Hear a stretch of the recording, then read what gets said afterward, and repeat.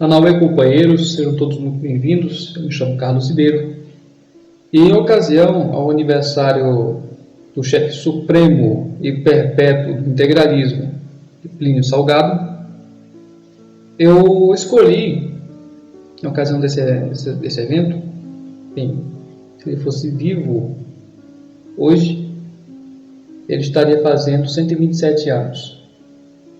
Digo hoje, mas eu estou gravando na madrugada do dia 23, né?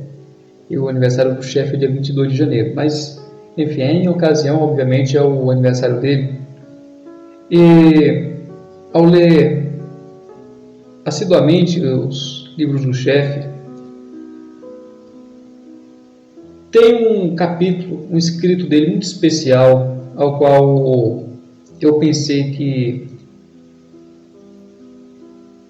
era cabível, sim, era de fato propício para a ocasião, digamos, né, de hoje.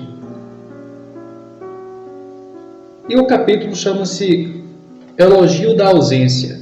Esse capítulo está presente, inclusive, no livro Cartas aos Camisas Verdes. O livro que eu tenho em mãos é o 10º volume das obras completas de Plínio Salgado. E esse capítulo é muito interessante, né? É o famoso capítulo onde o chefe Plínio Salgado define que o chefe não é uma pessoa, é uma ideia. É um capítulo, é um texto do chefe, ao qual ele critica veemente a politicagem que era vigente na época e é vigente até hoje, como de praxe, enfim. O messianismo político, os mistificadores, e inclusive, ainda no sentido do messianismo político, ele faz tanto uma crítica de âmbito nacional e também uma crítica de âmbito internacional. No caso, ligado, né, à crítica direta à Alemanha nacional-socialista e à Itália fascista, ao qual tinha aquela figura do Duce e do Führer como salvadores, até mesmo como semideuses, né? Era um endeusamento de uma pessoa, ao qual o chefe Plínio Salgado dizia, né? Explicava que não era cabível termos adoração a homens, pelo fato de todo homem ser, né, defeituoso, ele tem seus erros, seus pecados, enfim. Ele não é um ser perfeito. Nenhum chefe, nenhum Führer, nenhum Duce, generalíssimo, seja o que for, não são perfeitos, são homens comuns, tendentes a algum vício, a algum pecado, a algum erro, né? Adoração somente a Deus. Por isso que tem no Manifesto de Outubro, primeira coisa que tem, Deus dirige o destino dos povos, porque Deus está em primeiro lugar. Então, é um capítulo pequeno, eu considero pequeno e de fato é muito válido para entendermos e compreendermos, né, o pensamento do chefe, né, Salgado, em relação ao próprio título de chefe, né, e aquela questão da mística integralista, né. As senhoras e senhores compreenderão o que eu estou dizendo a partir da leitura do Elogio da Ausência. Começando agora. Elogio da Ausência aos bacharelandos de Jabuticabal. Deveis ter sentido a significação da minha ausência no dia da vossa formatura, em que se concentraram 4 legiões de camisas verdes, ou seja, mais de 1.300 milicianos, cujos passos ecoaram pelas ruas da cidade integralista. Tinhais-me convidado para ser o vosso paraninfo. Anunciastes aos 4 ventos a minha visita a Jabuticabal. Preparastes uma estrondosa festa, homenagens excepcionais. O dia 8 de dezembro era o vosso grande dia. Quereis ofertá-lo inteiro, com suas festividades e seus humores, sua emoção vibrante ao chefe, que deveria aí chegar ao estrugir dos morteiros e ao coro das fanfarras da gloriosa, linda milícia. E o chefe não foi. Sim, ele vos vai dizer agora por que não foi. Ele queria fazer o discurso mais eloquente da sua vida, porque seria o discurso para a mocidade da pátria. Esse discurso está feito. Não tem palavras nem gestos. Ele tem, entretanto, o sentido profundo e misterioso dos ritos simbólicos, das atitudes decisivas e dos episódios inspiradores. O que tem sido jabuticabal no movimento do Sigma, eu já o disse na resolução pela qual conferi a essa cidade o título de cidade integralista. Uma geração de moços educada pelo espírito nobre de Aurélio Arrobas saiu do ginásio local cheio de entusiasmo, de sentimento nacionalista, vibrante de idealismo e ingresso na Faculdade de Direito de São Paulo. Quando lancei ali o germe da ideia nova, os acadêmicos que tinham vindo de Jabuticabal foram dos apóstolos mais cultos, inteligentes e perseverantes. Desdobraram-se num esforço prodigioso, conquistaram os valores mais altos da classe estudantina, conservaram-se ao meu lado, como até agora estão, firmes, nesta luta penosa e dura. Vós, que terminastes agora o vosso curso de Humanidades nesse ginásio histórico para o integralismo, fostes ainda assistidos em nacionalismo, em idealismo, em juventude espiritual, por aqueles que, em outros tempos, passaram sob o teto desse mesmo estabelecimento de ensino. A ardente pregação de Alfredo Buzaide e Rui de Arruda, dois baluartes da grande causa da pátria, conservou aceso em Jabuticabal o facho da nossa fé.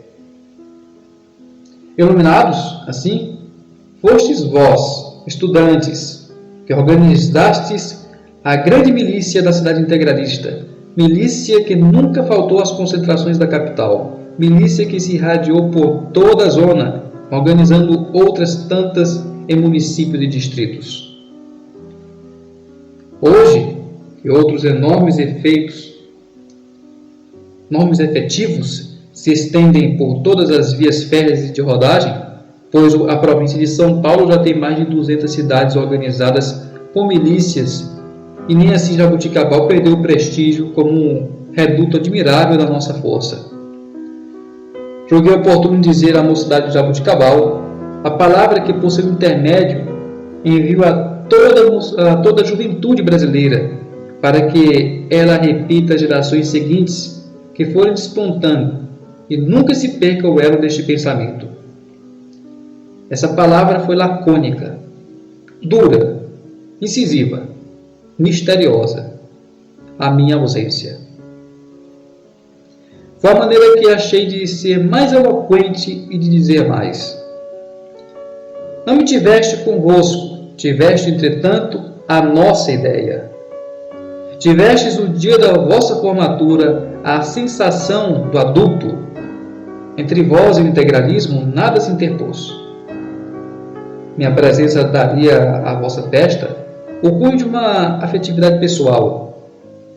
Minha ausência deu a ela o cunho altíssimo de um culto ao pensamento. Olhando para mim, pensaríeis mais em mim do que nas vossas responsabilidades, como continuadores da obra cujo primeiro impulso imprimi.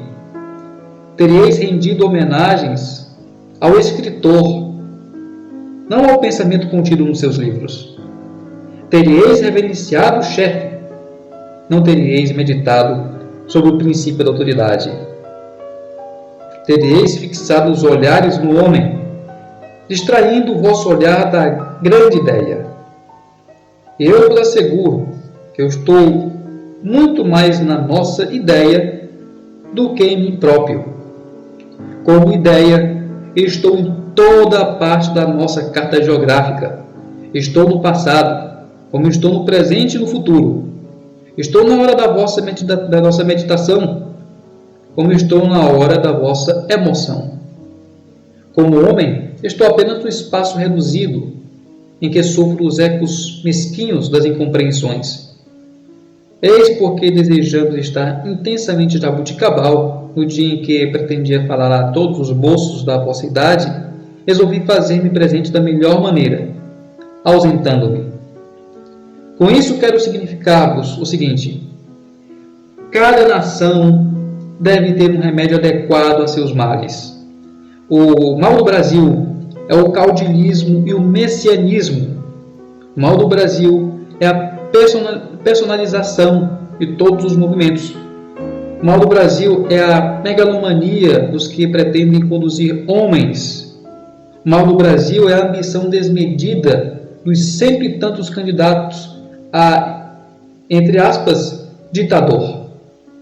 O mal do Brasil são os, entre aspas, manipansos de farda, a que se refere Euclides da Cunha, como são os, entre aspas, budas de fraque, que dirigem os partidos.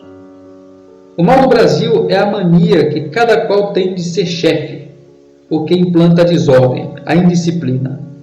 O mal do Brasil é o endeusamento dos homens e a falência das ideias.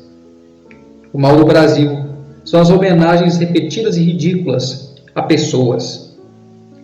É dessa doença que se originam as revoluções sem programa, os partidos sem ideias, as conspirações, o desrespeito à autoridade, o despistamento, a hipocrisia, o malabarismo político, a indefinição geológica dos tabus que formam em torno de si os corrilhos de todos os agitados, de todos os despeitados, de todos os oportunistas, de todos os perturbadores da ordem. Um secretário de Estado afirmou-me certa vez que, para se chegar ao poder, deve-se transacionar, transigir, trair, se preciso, enlamear as mãos no lodo das infâmias, para depois do alto impor as novas ideias ao país. Eu lhe respondi que um governo de mãos sujas não terá nunca força moral e que um governo sem a base de uma consciência formada na massa é um governo sem estabilidade. E outra feita, um militar apressado, estranhou que eu lhe declarasse não nutrir ambição pessoal alguma, dizendo-me que não compreendia como um homem que, se convencera do valor de suas ideias, não procurasse todos os meios de conquistar rapidamente o poder.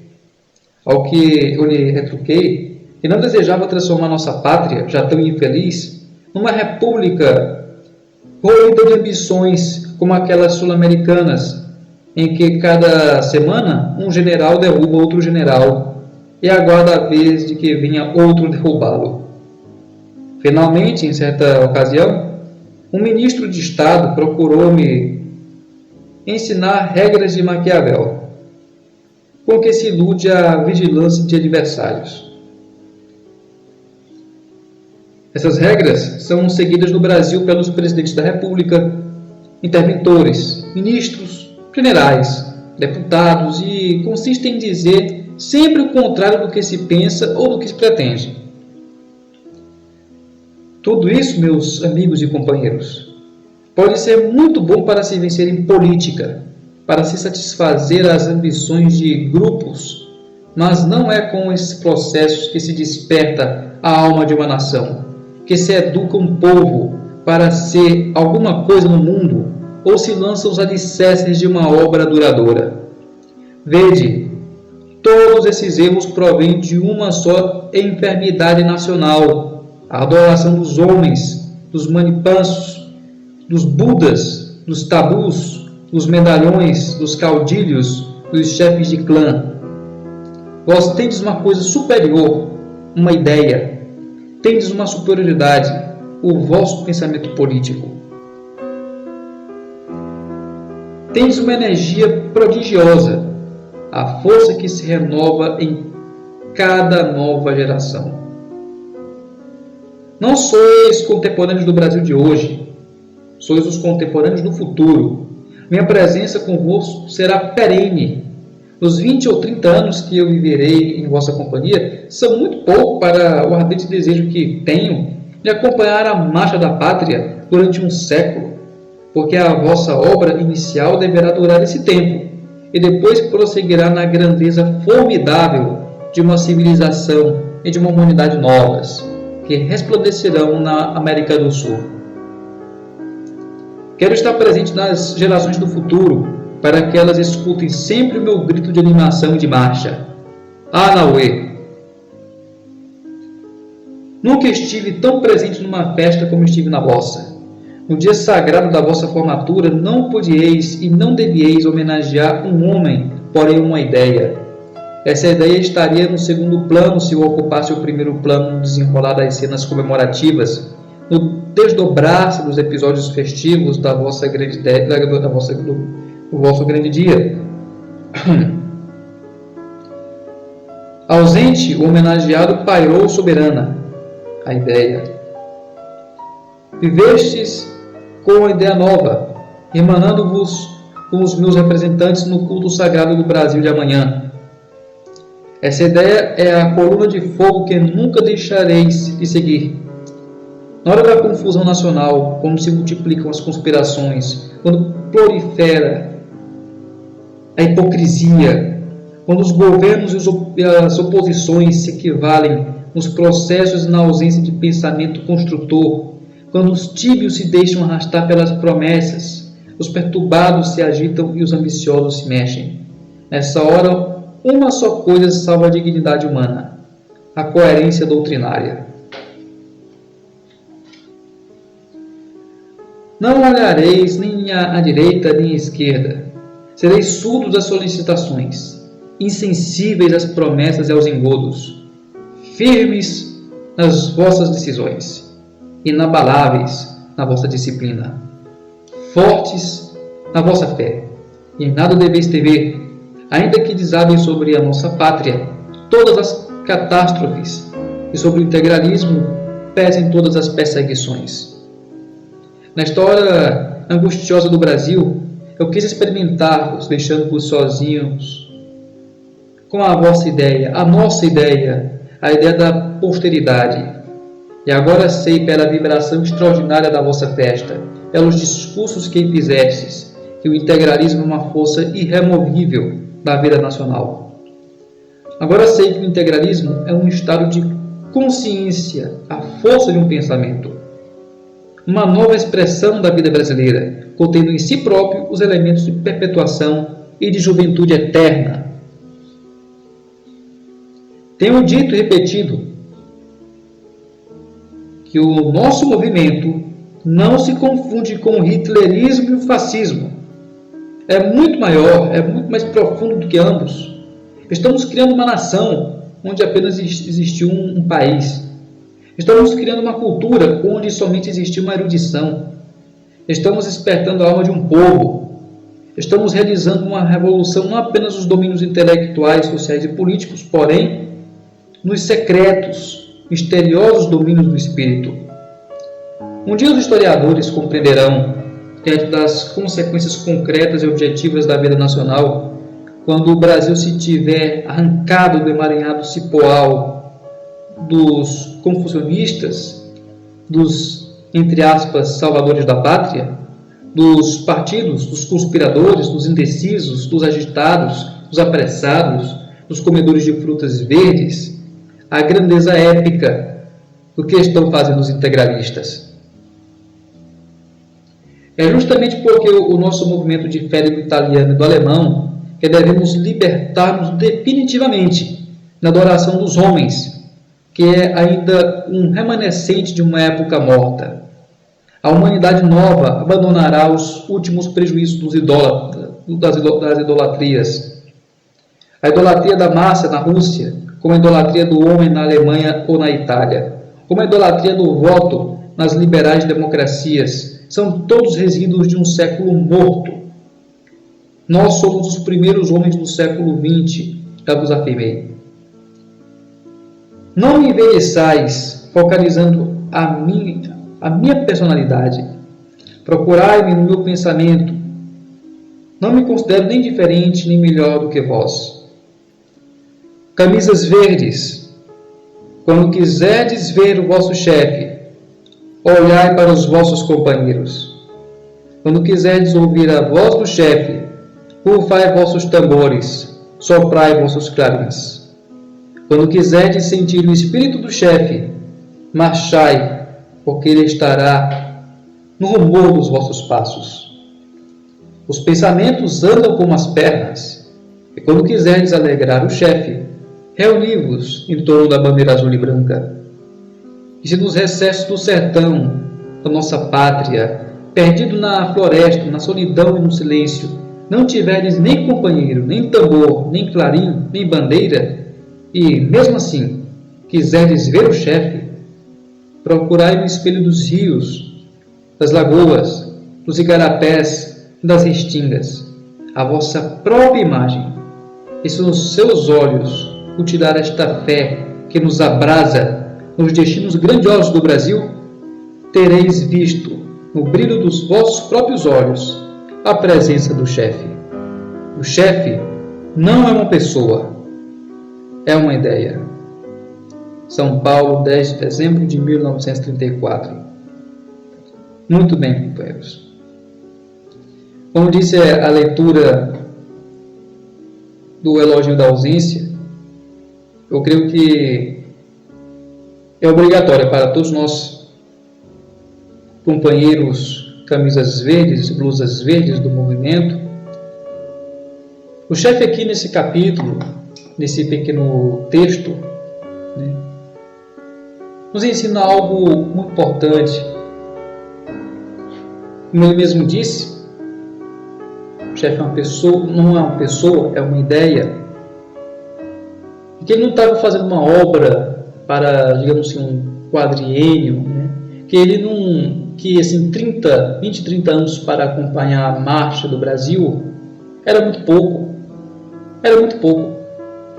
Ele queria acompanhar a marcha do Brasil durante séculos.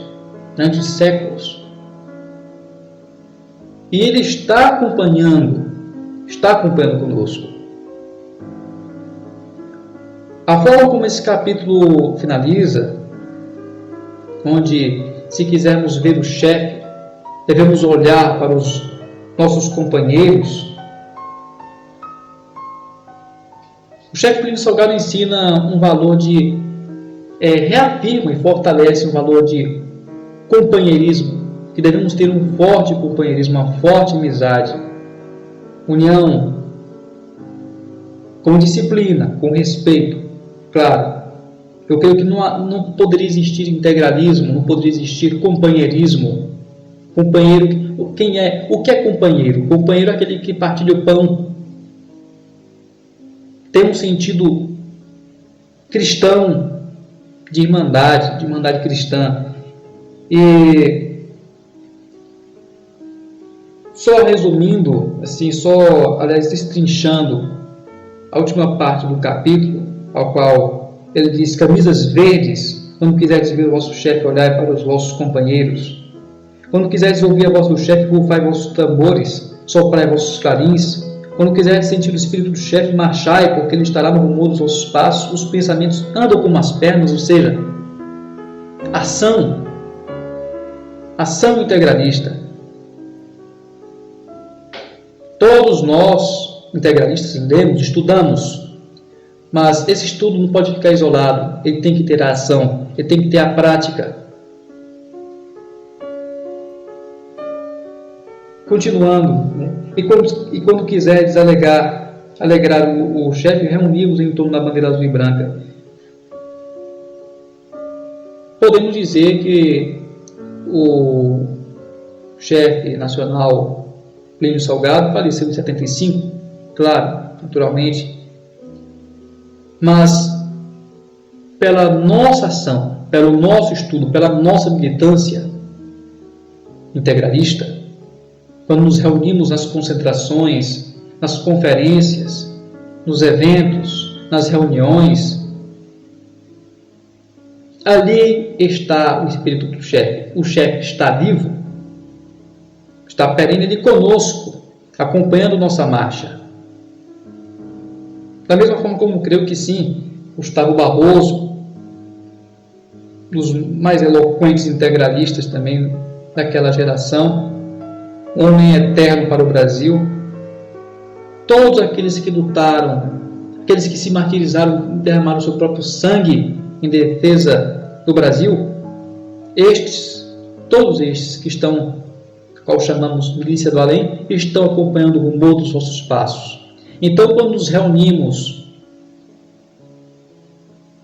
quando há aquela alegria em encontrarmos os companheiros, seja da cidade vizinha, seja do bairro vizinho, ou seja um estado, na província vizinha ou distante, como foi na ocasião da conferência regional aqui, que ocorreu em Fortaleza, aqui no Ceará, onde se encontraram companheiros de Pernambuco, do Rio Grande do Norte, de São Paulo,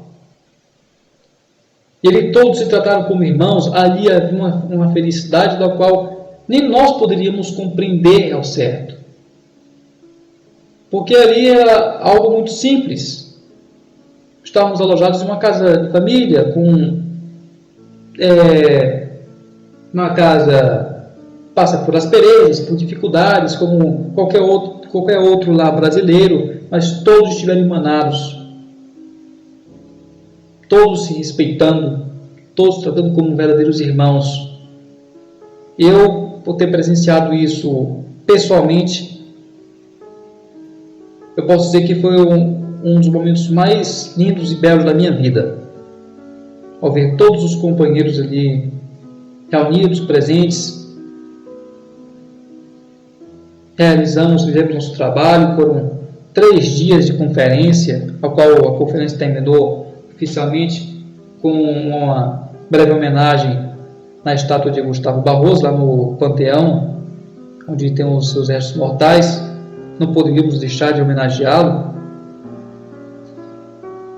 Em tudo isso, em todo esse momento, onde nos reuníamos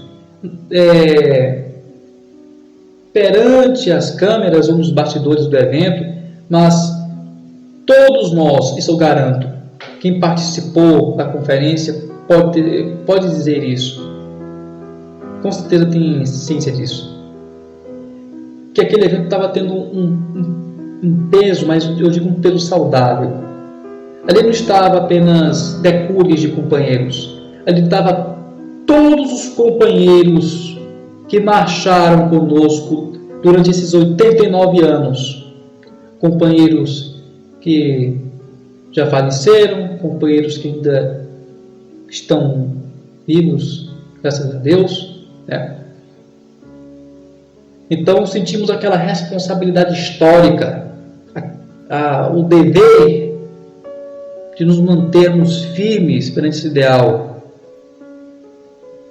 E naquele momento todos nós tínhamos a consciência, na qual, quando queríamos ver o chefe, era simplesmente olhar para o companheiro, para o nosso companheiro que estava ao lado. Eu tinha essa consciência. O presidente nacional da FIB, o senhor Moisés Lima, sem dúvidas, também teve essa consciência. Sem dúvida, foi um dos mais belos episódios da minha vida. E, se Deus quiser permitir, muitos anos de vida, verei muito isso, porque o integralismo está em marcha. Levamos esta palavra aqui a sério. A união, o respeito, o caráter que se encontra no integralismo não se encontra em movimento algum, não se encontra em partidos, não se encontra nem em organizações que deveriam fazer parte dos grupos naturais, como os sindicatos, por exemplo, que hoje estão tomados de marxistas, infelizmente, ou de políticos profissionais. Mas só para findar, estamos chegando aos 30 minutos.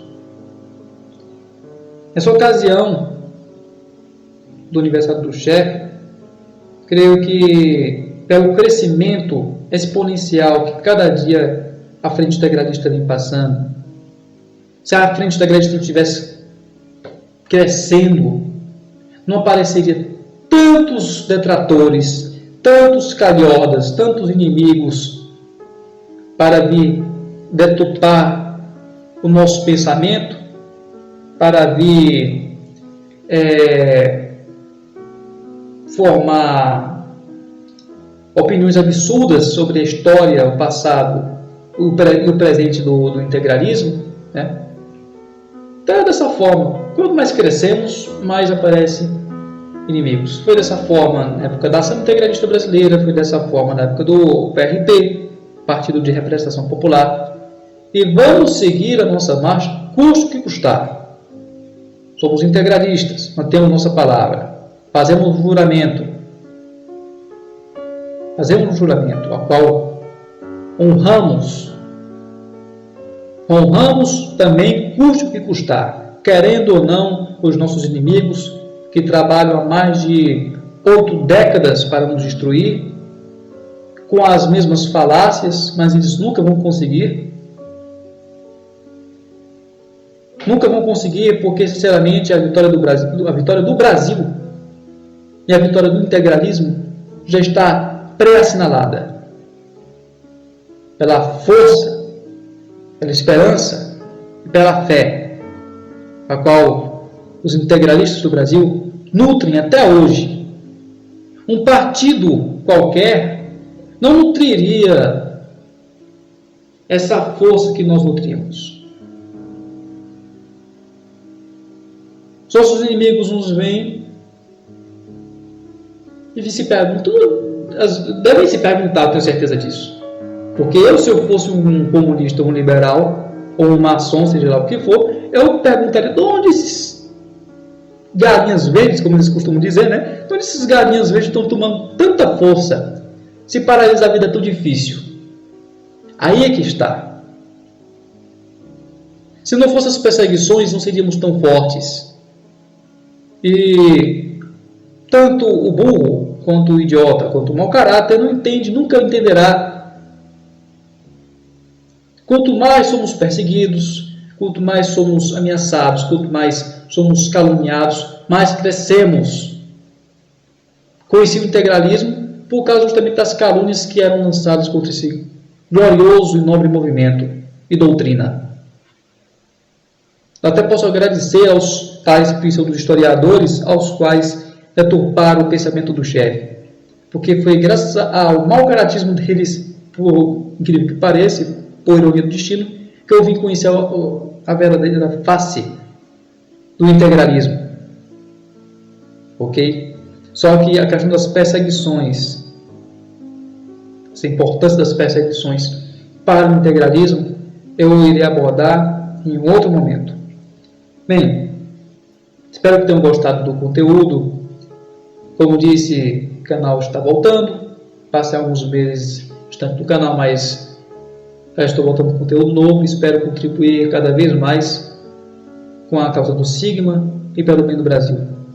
Por Cristo e pela nação. Amém.